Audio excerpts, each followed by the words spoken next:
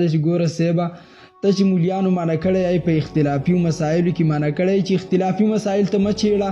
چونکې ته د چیټ جی پی ټي نه موږ ته پاته د قیسې میسې راغلې داسې خو یو عام بل نوجوان هم راغستی شي د چیټ جی پی ټي شاګرد صاحب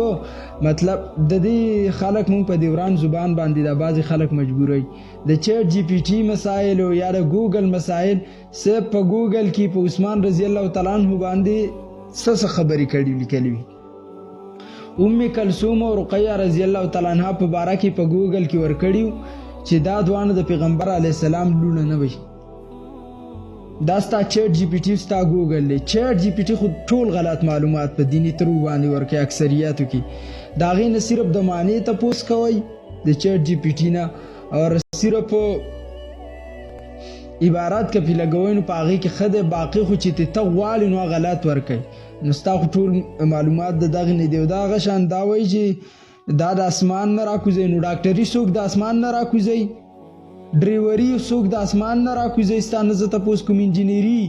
دا ټول پیشاور چې دي دا پیشې والا خلک دا خلک دا د اسمان نه خلک راکوزوي نه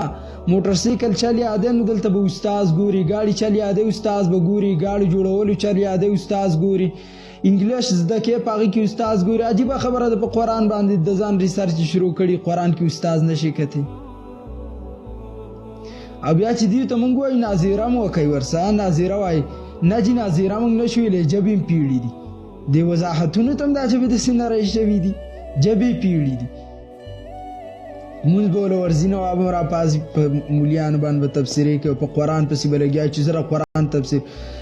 حضرت ډاکټر ذاکر نایک څومره عظیم انسان دی په ادیان باطله باندې هغه څومره مطالعه ده بلکې د قرآن چې یو آیات ټاپ باس کوي نو د هغې څومره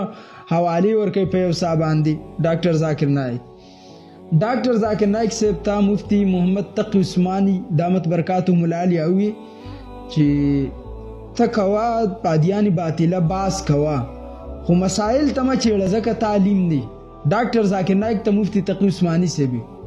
د هغې نه بعد تر ننه پورې ډاکټر ذاکر نایک صاحب مسایل نه چیړي او تا ته 800 مولیان ویل چې هلکه په دې اختلافیو کې ګوتې مه وه نورې خو پرېږده په اختلافیو کې ګوتې مه وه ته هغه شان راپاسې بیا مولیان ما نه پرېږدي زه مولا یم زه ته مولا شوې ته مفتي شوې خو ګډې وډې وې بس که ته غټ شیخ الحدیث شوې خو بس که ګډې وډې مه وایه او که داسې قابل سړی نو چې زه درشم زه نه علم زده کوم و مونږ وایو ډېر څه کې د غلطیانې دي پیږي نو دا واعتصموا بحبل الله جمیعا آیه ختم معنی غلطه کې د خېټې نه لګیایي چې په کوم ځګین کې د خواښوي بس په قرآن باندې درز وله ورکې